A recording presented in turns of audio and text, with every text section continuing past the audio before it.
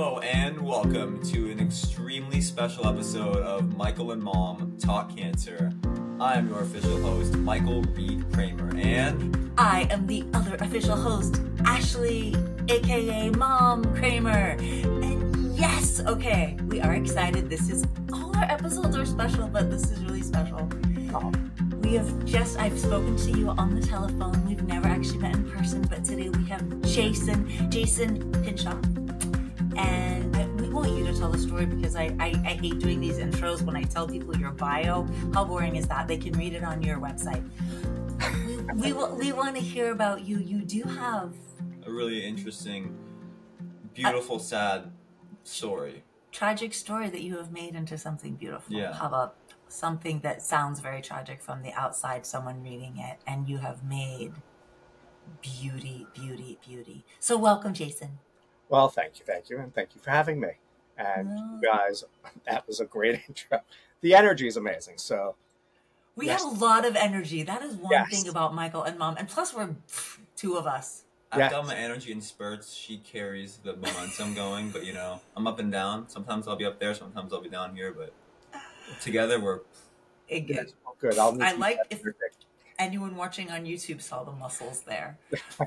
But you are okay. First of all, you're in New York, right? You're in the city. I am in the city. Yes. So Manhattan. we're down. Oh, that's one of my favorite places. I used to live there. We're in Miami, but Miami's awesome too. But okay, I do as much as you are willing to share. Yeah. Can you tell us a little bit of your story and why we're interviewing you today? Where to start? Yeah, My I know. personal story has been one that people have always looked at as that miracle child, because since birth, I've had a very unique story I'm actually from Florida. So, nice. I don't think I knew that. yes, Hollywood, between Miami and Florida. Yeah, I'm happy here in New York. Sorry, viewers. Hollywood's not so bad. But Florida has my past. So, Of course. and New York is just the energy. Yes. You can't beat the energy in New York. Yes, I agree. I love New York. Yeah, That's cool. Forgive me, Floridians. I get yelled at all the time from friends. So I was a baby in the 70s. God, now I'm old. Who was, if I'm correct, because it's so long ago, and obviously there's no one around anymore to really tell me, but I was one of the first children, like babies, infants, to ever have to go under for heart surgery. Wow.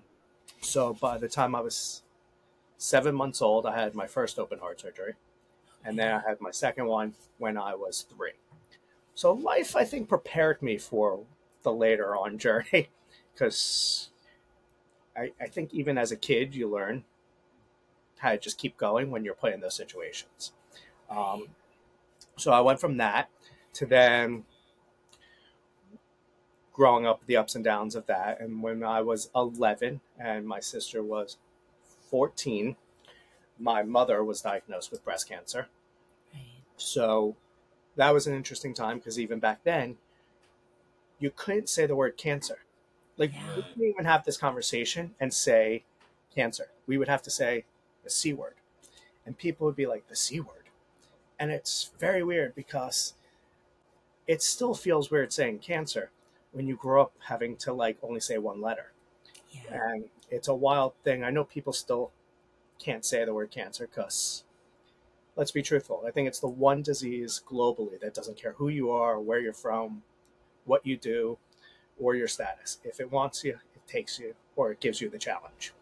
We always say it's the great equalizer. It is. Yeah. It is. It balances out the world. It does. And everyone has a degree of separation from it, or 6 degrees, whatever the saying is. Right.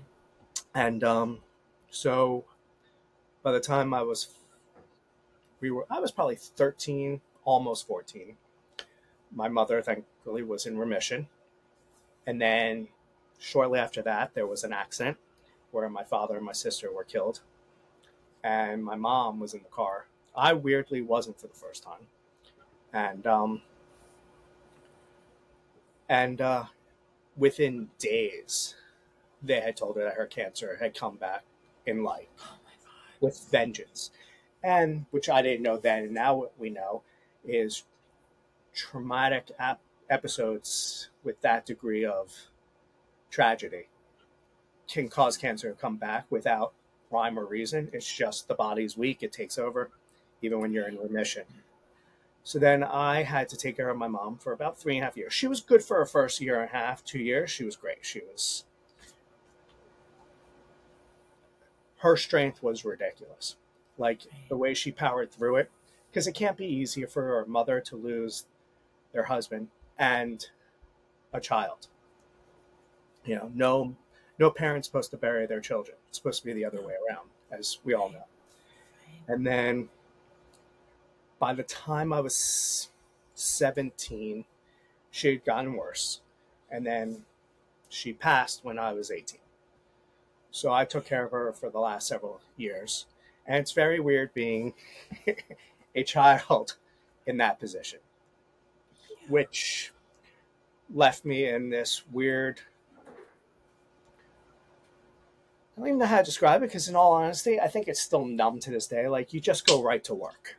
Like, I jumped into the family business to try to save it. I was on a plane every day for like almost a year. I was just trying to survive. And also, it's also where like the Florida and me have a problem. I had friends. I was 18. My friends were 17, 18, 20. They were still partying. They like that lifestyle left me. Were you in Florida this whole time? Yeah, until I was like 19. Okay. 18 and a half, 19. I moved here to New York. Okay. So it was just a whirlwind. And it was always one of those things that prepared me for a future I didn't know I was ready. That was going to be my future. It wasn't ever a question. Like, I'm really good at helping people. It's weird because if you ask anyone who knows me, if you take the year between my father and my sister and my mom, as much as I was an incredible kid at that point, because I switched and I became the good son instead of the black sheep, which everyone called me, or the black cloud, I went down a very dark path. And it's weird because I just heard the noise from families and of friends and, you know, adults who were like, well, you know, if he died from drugs or drinking or reckless behavior, totally would make sense. I mean, look at the life he led. And I was like, no, like, people need someone who just says, stop what you're doing. Like, you have to be willing to lose friendships to save someone's life. And it just became clearer and clearer. So it became like a mission more. And then I had also realized that going through that, you can ask doctors a million questions. Let's get serious. How many times have you walked out of a doctor's office and you're like, I don't think I remembered anything they just said? And then 100 times. At Yeah. least 100. That's why you have a caregiver that takes notes. That's why I've been very lucky to have my mom. Yeah, Of because course. you walk out and you're like, Wait. I What don't just think happened? I know exactly what was said then. Do I have to do anything? And it was just always in like, there's no references, and there was no Google back then for me, which is probably a good thing because Google now has way too much information Mm-hmm. for especially medical. I think it's a scary world, Google. But wait. I don't mean to interrupt you. No. But when you say you went down the dark path, that was between 14 and 18. You were caring 14 for to your 17 and a half. mom. Right. You were caring for your mom, but I that's was when caring you were for going. Okay. And if you could think it, I probably did it. If you listen to hip hop songs and rap songs and the lives they think that they lived, I lived. While you were taking care of your mom. Yeah. Okay. I wasn't a good kid, but it's understandable. You lost your dad, your sister, you had your mom. Yeah. I am struggling to imagine. I definitely was doing what I had to do to make sure that, because in my head, you always have to take care of your family. And I was raised with that old saying that, which I don't think you hear a lot anymore, but when your father or the man of the house would leave, they'd be like, all right, now, son, you're the man of the house until I come back. And when you're a kid, you don't realize how much that means when you are now the man of the house and you have to do certain things. And act certain ways, and it just changes your perspective of your surroundings. So I for think me, it was that was my kids. yeah, That was my son. That was my older son when my husband died. He was 16, and this one was 14, and my daughter was 12. So I feel you. yeah.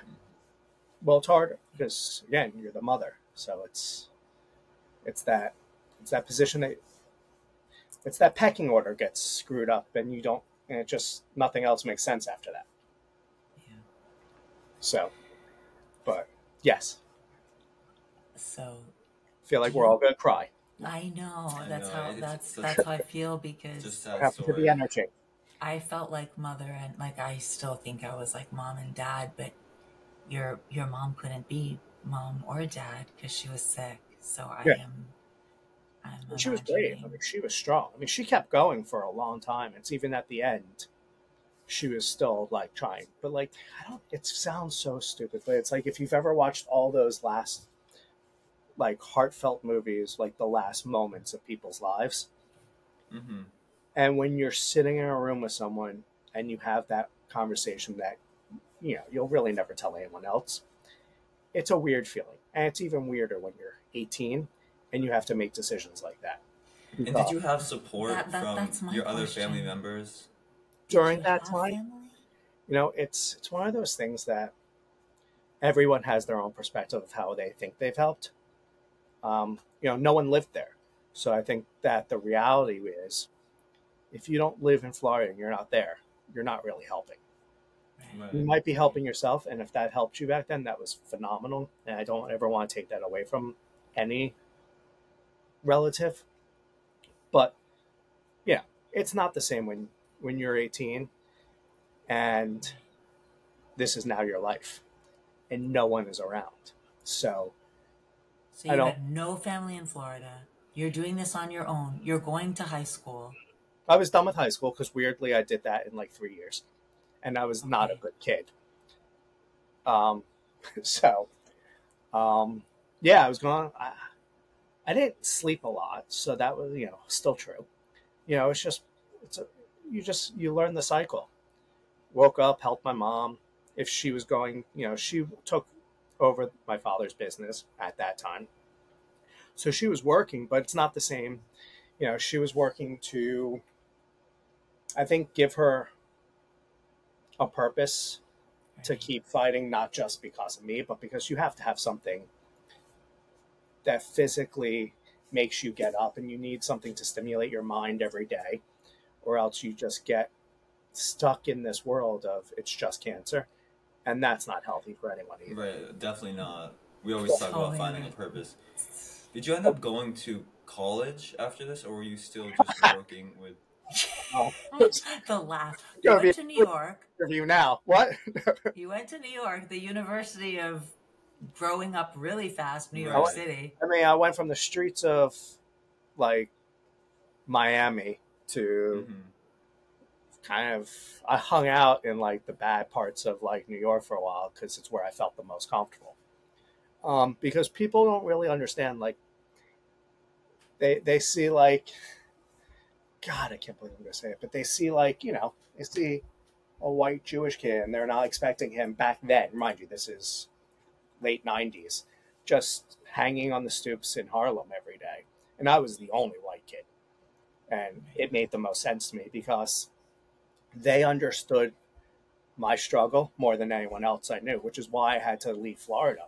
Because I would have friends at 2, 3, 4 o'clock in the morning banging on my door because they knew I now had a house to myself, and they were, coming back from parties, and they wanted to hang out at my house, and I'd be like, I have a plane to catch at 5:30 in the morning. Like I gotta up at 5:30 and go to the airport. Like not happening. Like my life is not Mm-hmm. that life anymore. So You were an adult at yeah, 18 with all of probably this. more at You 14. have so many. Yeah, 14. At 14. So it was. How did you get from the stoops in Harlem to finding your purpose? Because we're going to get to it, but you have a huge purpose. You have a beautiful foundation. You have a book. You have Instagram. You have so many things. How did you get from that? How did you leave that stoop? Well, I don't know if I've found my purpose yet, which is a weird thing to say. I think it's the thing that I'm always going to be chasing till the day I am no longer here. Do you think it changes too? It Um, changes. I think the purpose changed, but I don't think my mission has always been the same. It's always just to use my pain as a purpose for others. We're always going to need someone who is a voice for other people in anything. So I don't know if it's an ever stopping purpose with that, but I think I totally blew by your original question. So you could go again. Because I think I love that answer. That was still a good answer. I like that. That was a beautiful answer. I want to know what got you from the stoop to. So I don't where want to you say are to now. where you are. I don't Like, know. what was like the turning point where you kind of? Well, I was Thinking always about living a double life. Like I do have. That's what it sounds like. You were Yeah. always living a double life, Yeah. caring for your mom and like hanging out on the streets. Like, Yeah, I mean, it's that's why I said it's the old. If you could watch one of the movies about like lives that you don't believe could actually happen, that was the life I led, and I laugh about it now because people still are like, "You never did that," and then they'll meet friends of mine and be like, "No, we did that." And I mean, it's not like I'm proud of it, but it's definitely made me tough and taught me resilience, which I think we all on this have, because you have to be resilient or else you don't keep going. So how do I get there? I had an uncle who was in entertainment who begged for a job, and I took it, and I was given one. And I love entertainment, which I didn't realize because I don't like the word entrepreneur, but I am a businessman. And you could, either business on the street or business in a boardroom, it's all the same to me. And I love people and people's personalities and learning how to read people, which the street teaches you. Boardrooms don't really teach you. So I had like a weird upper hand, I think, in a lot of sense growing up earlier on that with that type of different environment. yeah. It is funny now because it doesn't sound real, right? Like it's crazy. And I'm trying to be very PG about it. We're filling in the blanks. I can imagine. Well, but I just found purpose in everything I do because I like the learning aspect of it all because it applies in different ways. I always try to see how I could apply it. Like creativity probably is what helped with this book.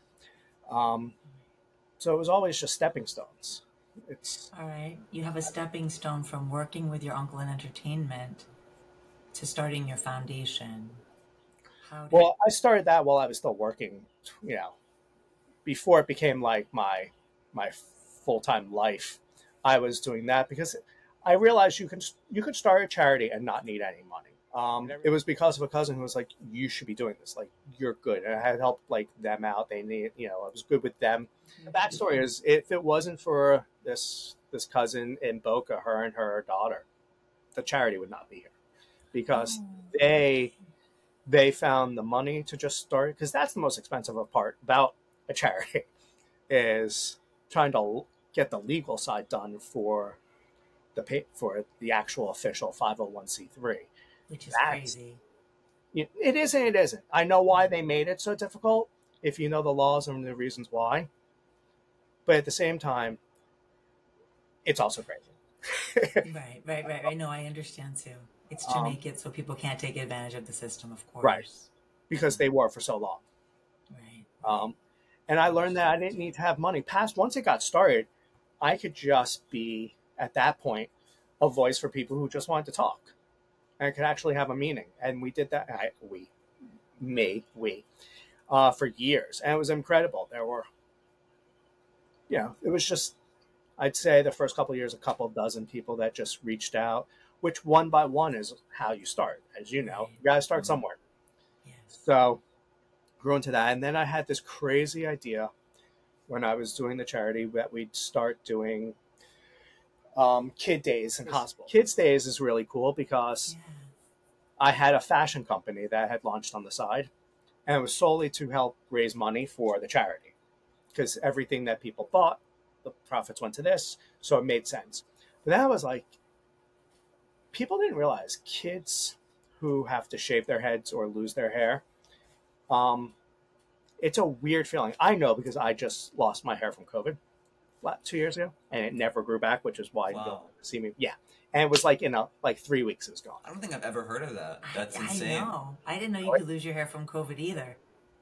Oh, really? Florida people don't seem to know what happens with COVID. Yeah, they're like Florida people. We don't know a lot. We're in Florida, right? Our friend didn't. Stop that. Her friend doesn't. I've had COVID twice. I didn't lose. Well, I've lost a few hairs, but I think I always attribute losing hair to Michael. Well, I had cancer, and his just keeps growing up to God. He's lost it a few times, though. We will say that. Yeah, but you know what? Now it's back, and it's just going it's crazy. Amazing. Thank you. That it just stays like that. Doesn't even do anything. But wait a second. Hold on. Can you just please go back? What was your original? Because I know that this has become, I was reading a lot on your website about the Kids Day, about the children's book. But when you first started the foundation, was the original goal children, or was the original goal? The original goal was to bring awareness to cancer in general, which I think that will always be a primary, because that's what Bring a Voice is for. Right. Right. Bring it we have to get to that after. I love that too. We're gonna get to that after. Okay. Now I'm gonna have to come up with a fake answer. No, I'm just kidding. No, you can come up with the same answer. We're in Florida. People will forget what you said and hear it again. It'll be all good. It's always had a base for bringing more attention to cancer in general. It started because obviously breast cancer, which here's something that you'll be shocked about. I think I mentioned it to you, but I don't think anyone else really understands it. I was a young guy, I guess, who was starting a charity that wanted to help with breast cancer. It was one of the top main goals. And people would look at me and be like, "You're a guy." I was like, "And your point?" They're like, "But it's a woman's issue. Why is it?" I was like, first off, men get breast cancer. It's very small in the numbers, but what does that have to do with anything? And it was shocking. But then I also realized, and I know I'm going to get hated for this, but, famous Susan G. Komen, their races the first several years didn't allow men because it was a woman's disease, they called it. And I was like, it was so weird how people didn't allow men into the space of helping or supporting people. So happily that's no longer. But so for a long time, I was 32-ish. I was young, and young adults don't start charities back then. It just wasn't what they're like, "Why don't you want to go in finance?" I was like, "I don't really care about finance. Like, that's not my life. My life is hustling and helping." It's always been those two things. So it started with that, and it grew because of the fashion. I was like, kids. Now we can get back to that because his hair. I thought it would be amazing if, like, for every hat someone bought, we can go give a hat for free to a kid with cancer. And then that started happening. And I was like, wouldn't it even be cooler if we get a bunch of people and we go, because I was finding out, kids have special, they all get their own like rec center that on kids. So they have all their toys and there's TVs and games, and they get, their time that they could spend in there. I started calling hospitals and I was like, is there a way that we can hand out clothing? And it was a hospital in New York that gave us our first shot, and they showed us this incredible room where it's called the Champs Room. And I was like, all right, now we have to figure out what the next step is. Kids who can paint on hats or clothing, I think is even cooler, because then they could paint a hat and express how they feel without ever having to have a conversation with people. And hats are kind of cool. I don't know if you wear them because of that hair, because I wouldn't if I had your hair. I don't wear hats, no. But he did. Sometimes you did. When I was going through chemo or I had shorter hair, I wear beanies. I wouldn't wear hats, but beanies. Beanies are my thing. And you had a bucket hat. I did have a bucket hat. Remember the rip and dip bucket hat? That was when I was in an awkward phase. I used to borrow that bucket hat too. No, yeah, we do it for like rap videos. I was about to say, if you check out our rap videos, you'll find a collection of beanies, bucket hats. But did you say rap videos? Yeah, yes, we do some raps. See, you're talking about creativity. No, but you're talking about creativity, and Yes. this does touch our hearts and our souls, because for us it wasn't painting, but it was making music, and we did make rap videos. So when I actually stalked a YouTube video on you, and I saw this beautiful video with these young people on their kids' day painting. Wow. Yeah. Yeah, those are some of the cooler moments because you really get to experience a different purpose that you didn't even know that you needed to experience. Because kids are amazing. Because they don't even know how amazing they are because they go through it and they're all smiles and they're all laughing. I know, there are days that they are sad and you can see that, but they're right back in it. I don't know which video you saw, but there was a young lady who had bean cancer, then had a cancer again, then beat it. Then she had another cancer, and I think it was energy, brain and then yeah, leukemia. Yes, it was she that. unfortunately passed several years after, but she had the most beautiful smile, the most positive outlook. That it's weird because you go there and these kids help you more than I think you can help them, because it's just beautiful. Yeah, it's just it shows purpose for everything. It shows why people need to help these kids out and to step up wherever they can. And that was kind of the goal. And kids love painting hats. It was like a weird thing. Hospitals were like, staff would be like, I never thought that they would like a hat. I was like, they don't want to show you their bald head that you shave, because it's always, as I know, it comes in patches. It grows in slowly. It's weird. And now if you're an 8-year-old or a 10-year-old kid going back to school, kids are cruel. Yeah. Especially with the internet now. So we would give them a hat and then an extra hat just to take home that was plain, because in case they didn't want it. But it was such a beautiful moment. We would get like several hours, and we did I think before COVID unfortunately hit, we had done, I think, 9 of them or 10. We had more, but obviously everything stopped with that. I'm trying to redo it coming next year because I'm hoping to get back in there. Hospitals have changed so much protocols, which is fine. I totally respect that. But we'll figure out how to do something else if it can't be that, because I get it. But I mean, Kids Days was awesome. I mean, it's just, we had really good volunteers that would come out. I had one of the co-authors to the book that I'm sure you're going to ask about. You're going to tell us about this book too. Hip hop legend who's Dana Dane. I could say him. He sits on our board. I don't know if you, with your rap careers, know who Dana Dane is. Unfortunately, I do not. I don't. I'm so embarrassed. No, I'm a bad rapper. No, New York. It's more of a New York thing, I think, in that world. Sorry. So he would come. We had him. We just had incredible people that wanted to keep coming out, and that's a beautiful thing. And then again, COVID. There was another initiative that we got really close to. I don't know if you saw, but which is still a goal in the back of my brain somewhere. We want to still redo waiting rooms. I think I mentioned that. You and I actually talked about that. Yeah. Because they're still so sterile, or they're just so pretty that they're not really comfortable. Yes. We've done some fun things in waiting rooms, though, Michael and I as well. We make TikToks in waiting rooms now. Yeah. When we're waiting, we just start dancing. Well, they didn't have TikTok when I was doing this, so make me feel old. Thank you. No, not at all. But it is true. Waiting rooms are. I remember one time, in all the times we were in the waiting room, one time someone came by with bingo, and Michael and I.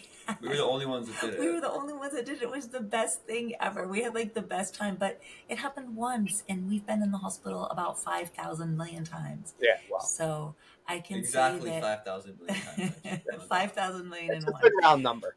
It's a good number. But so I love that. But I want to get from. Yes. I love that. but I want to get from when did the children's book, and I'm ready to talk about that because it is also on your website. And I'm going to put all of this in the show notes, by the way. So people can buy the book, they can look at your website and also your Instagram, which we'll get to after. But first, the book. Tell me about this beautiful book, where the idea came from. And so I wasn't sure if you wrote it, but it was co-authored. Yeah. Okay. I'll break that down because, you know, the people who help deserve more credit than I do. But again, I had this idea, maybe not so much the name yet, but I had that idea when I was 11. Because when I was 11, there were no books. And there was no Google. And there was no instant message. There was no phone. You know, we didn't even have phones yet. We still were outside playing with bikes and basketballs and, and jumping cars. Like Frogger, because we had Atari. Okay, wait. How much older am I than you? I don't know how You're in the 70s, I'm in the 60s, but I remember Atari, and I remember jumping off cars, climbing on cars and jumping off. So, dude, 46. I'll be 47 soon. I'll be 46. So I'm 9 years older than you, so we're kind of the same generation. No, it is. Hey, that was a generation that will never come back. In that, no phones, jumping off cars, playing Atari. I think our generation was pretty good.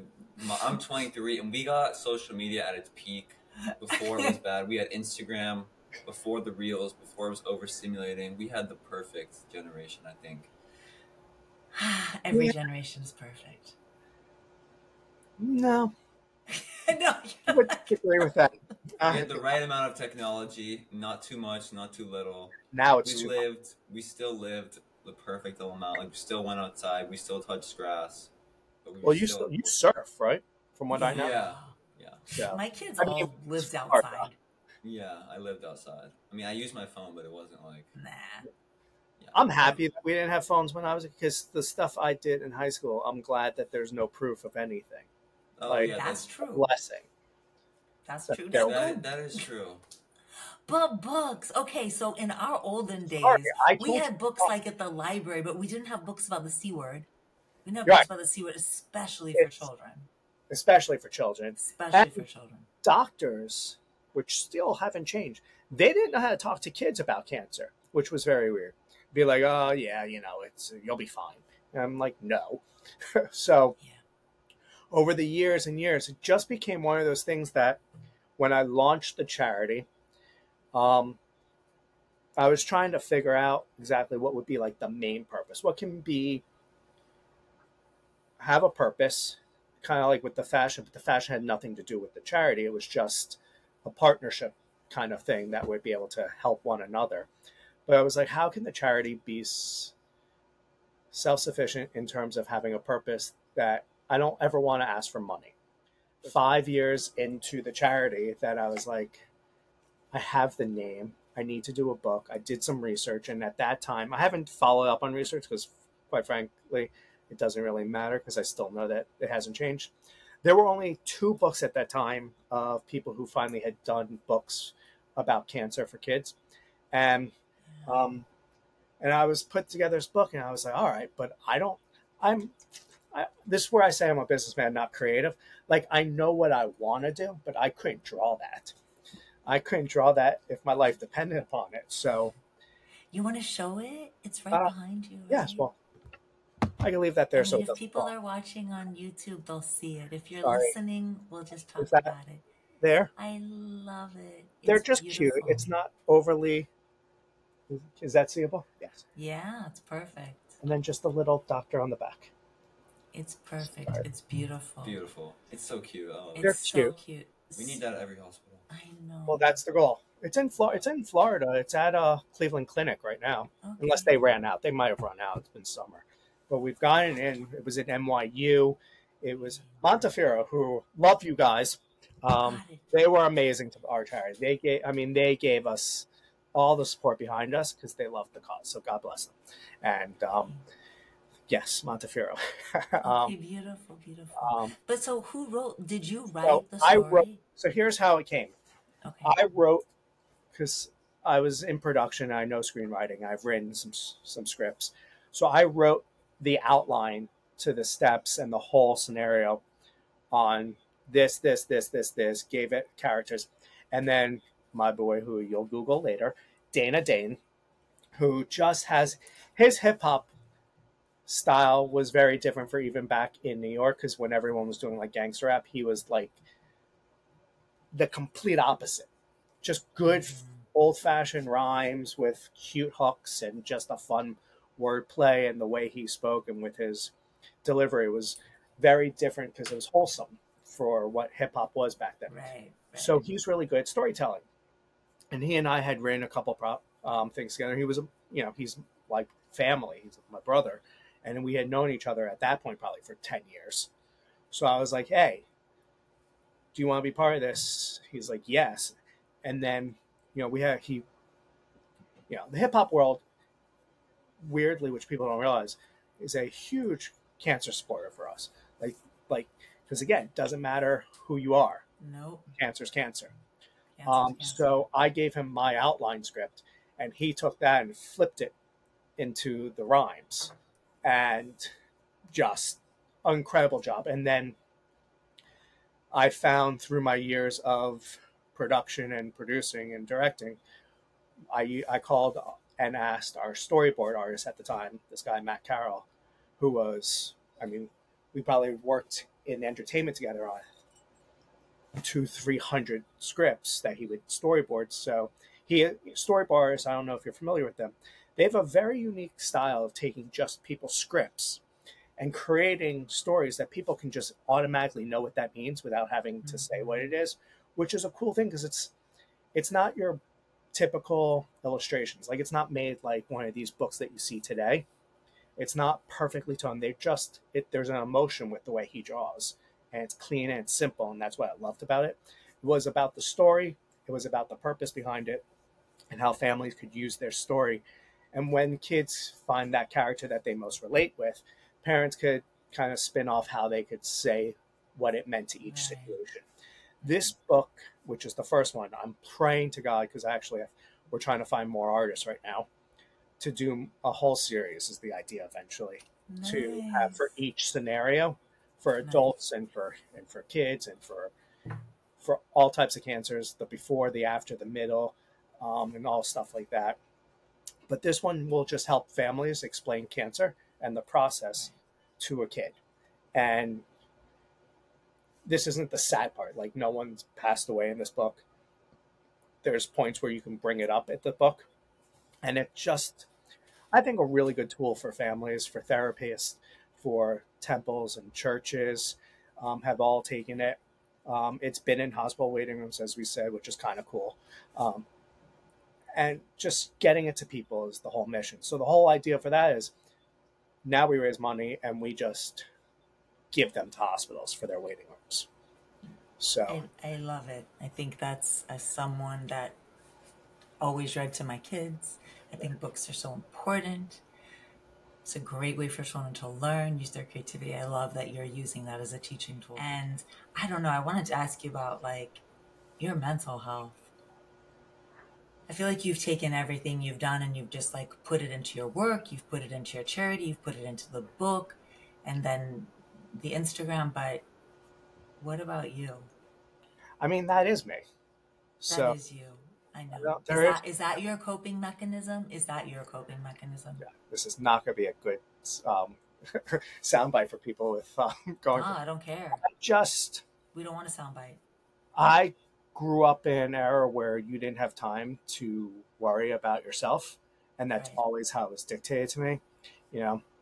There's no, I don't want to use it in the wrong way, but I'm never a victim in any of this. I was never the hero in this. I'm never a survivor. The weirdest thing that's ever happened to me about this is when I was in probably my late 30s, someone called me an orphan. And I had never even heard that word associated with me, but I was. And I never realized I was an orphan. And if it wasn't for your social media and hashtags, I also never realized I was a heart surgery survivor. It came up as a hashtag, and I looked at it one day and I go, oh, I wonder if that's me too. Life happens. I don't have time to worry about why or how or what. I've always had to take care of myself. If I I think my biggest truth is if I stop for a second, I probably won't come back. And I've been to the other side between 14 and 17 and a half, and I never want to go down to that guy again. So I just keep going. That's my purpose, because that's my therapy. And I think helping people just helps me, as selfish as that sounds.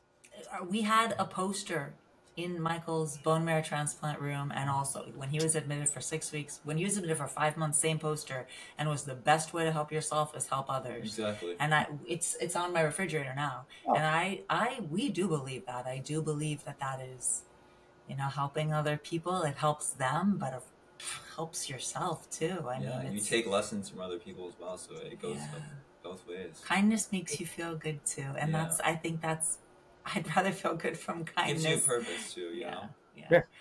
Well, you guys have kicked butt, together. That's how, I bet you guys weren't as close as you are now as before, right? We were still pretty close. We were close because I lost my husband. And when I lost my husband, it was 8 years ago. The kids were 16, 14, 12. I think we were really close. But of course now, 24/7. We're only a few. Now you're attached to pet ones. We're close. We are close. Very close. We are, no, of course. But it also brought the other, we're all close, because when Michael got sick, it was just another thing that brought me and the 3 kids close, because the other 2, we can't lose my brother after losing my dad. That was their thing. Yeah. So I also want to ask you quickly, because we don't want to go on too long, because we want people to listen to the whole thing. But you have, and I don't know if this happened because of COVID, you couldn't do the kids' parties, but your Instagram is beautiful. And your Instagram is Bring a Voice, and you just highlight these incredible stories. And that is how we met. It's really because of Instagram. That's so tell us about the Instagram and where that came from. Weirdly, when you went back to when you were saying the good part of Instagram is probably when we launched it, but I never really paid attention to it because our whole focus was in hospitals, out on the street, and actually talking to people. So a year ago-ish, maybe 11, 13 months, somewhere around there, I decided that I needed to change again, pivot what the purpose of the charity was, because everything else wasn't working, because you got to keep moving and shaking in this new world. And I was like, all right, I'm just going to dedicate the next 6 months to building the community out. I had 128 followers, maybe 130 followers. Several months went by and I was like, holy, no cursing. I was like, wow, there's 20-something thousand followers. And just start growing. And you should know, because you said you're at 60-something, right? So when you start reaching that 10,000, then the 20, the whole world changes on the algorithms and the network and the people. And you start actually hitting people that should be seeing your stuff instead of just praying that someone sees it. Right. And we just started growing. And, the first goal was if I just make 50,000 followers, that's cool. Because I'm not famous. And, I don't have any money going to it. There's just no, and it's not my personal story, because people don't really care about the person who's starting a charity, which I get it. No one really cares about the stories behind any of these charities. I don't know. That's not true. I disagree. But we have interviewed a lot of people who have started charities, and they have the story makes it personal. But I sort of get where you're coming from. The people kind of just want to see what the charities do. I understand what you're trying to say, but don't discredit yourself. I have cancer, so everyone takes that as I was like, but I'm part of the cancer world. I go, you don't have, right? Yeah, I don't have cancer, right? But it's changed my life, and you as well. Exactly. So 100%. I don't. Yeah. But you have to give yourself credit. I'm learning too, but the reality is when you're dealing with people on a different scale, you have to explain those things. Of course. So it's just part of business. It's just part of the fundamentals.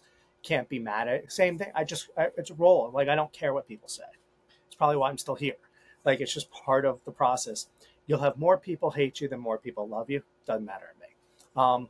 Friends don't make your companies. Strangers do. So you just have to keep reaching them. I agree. So we went from 50, and then I was like, And then like a buddy was mine, like, it's like, he's like, when do you think you'll get like another 5,000? So like, it just puts purpose behind it. I was spending.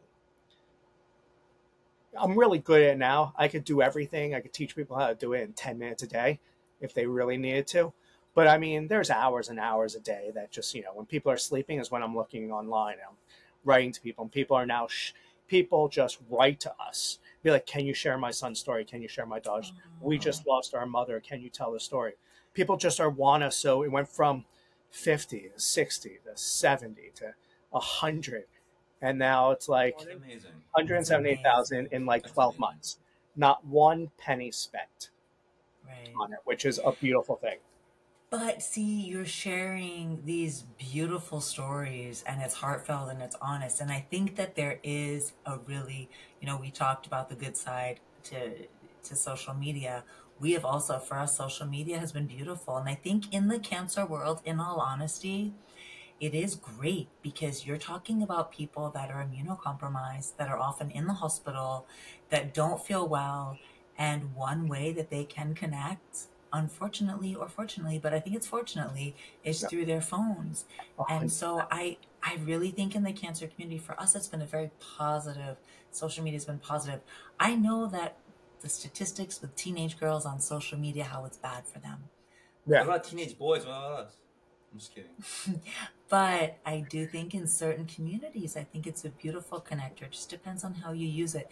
And the way that you have used it has been just, it's been so honest and beautiful. And I love looking at your posts. And I think everyone needs to see those stories. Yeah. They are great. Yeah.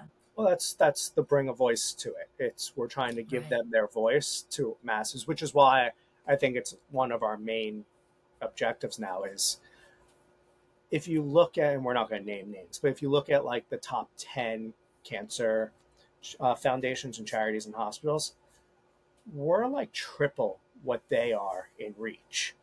Right.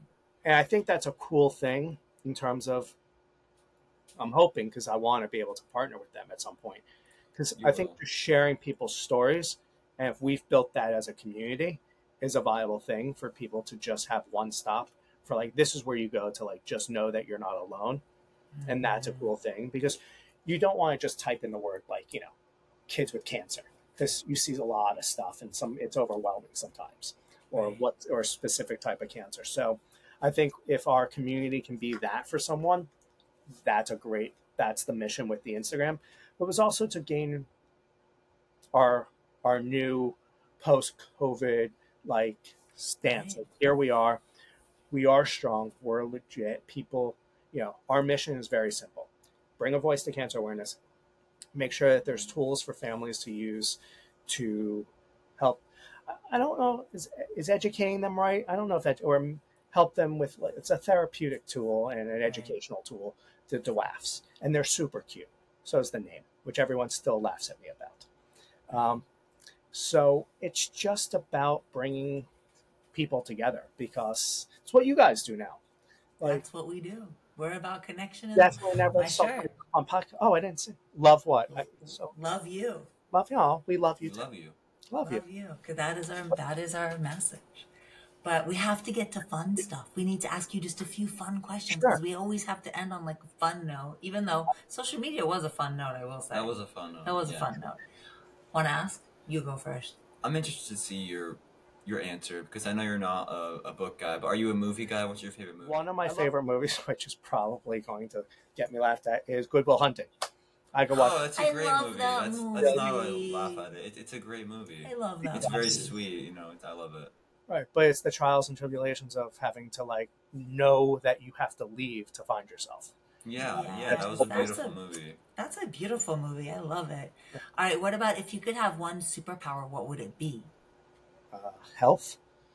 Oh, okay. That's what I always say. I'm like, I would be 100% healthy. My own health. Right. Wait, that's the no. Wait a second. What, a magic wand? Okay, what if you could have a magic wand and have one wish? I mean, one wish. Yeah. For me, and you can't wish for 3 more wishes. Okay, we know that trick. I mean, for me, it would be like, can I have one day with my family? I mean, I'm gonna cry, Jason. Well, don't ask real questions. No, I cry. I like to cry. That was a beautiful answer. I mean, I I like to cry. I don't need anything in life. Like, I've had everything, I've lost everything. I'm sure I'll do it again and again and again, over and over. My life has never been your typical playbook. So for me, it's the simple things now. Us too, yeah. I feel the same. I don't think. Should we ask the signature question? So okay. So we'll ask our last signature question here. What's the last signature question that I can make you guys cry again for? I feel like other people gave more fun answers than me, I'm guessing. No, your answers were beautiful. Are you joking? Like I love when people make me cry. I do cry easily, but I love it because it means you touch my heart. Oh, and I feel you because, yeah, I feel you. I would, yeah. So if you knew you were going to die tomorrow, what would you do today? So there's a loaded question. I've been brought back to life several times. So actually, my life hasn't changed.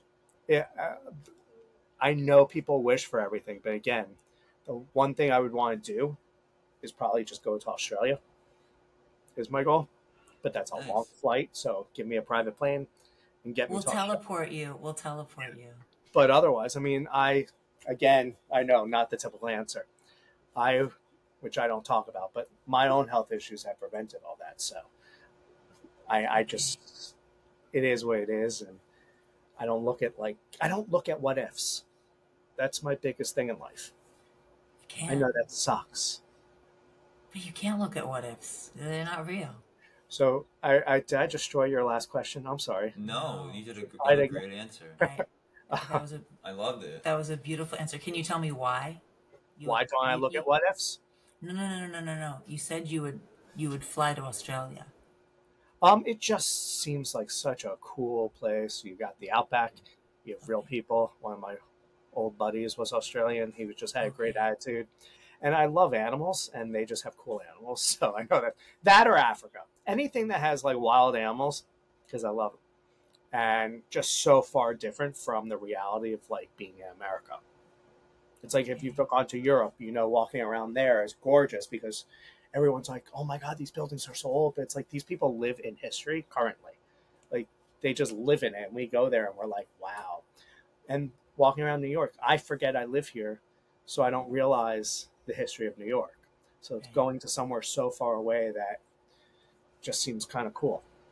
Yeah. I don't know. I love that answer. I love that. Thank you. Because I feel like I did horrible at this test. Are you? No. It's not a test. We want genuine answers, and I love your answer. I would love to go to Australia. Me too. That's on our bucket list too, and health has not made it possible either. But who knows? Who knows? Well, we ever get that private jet? Yeah. Oh my gosh. Thank you. No, thank you. Podcast. You have so much. You've been through so much. You've given so much purpose to the world. You've given back so much to the world. You make the world better. Thank you. We're so honored that you took the time to be with us. Thank you. No, I can't thank you guys. This is an official goodbye from your host, Michael Kramer. And Ashlee. And thank you, Jason. Thank you guys. You are beautiful. You guys are amazing. Thank you. Keep doing what you're doing. Thank you, everyone that's listening.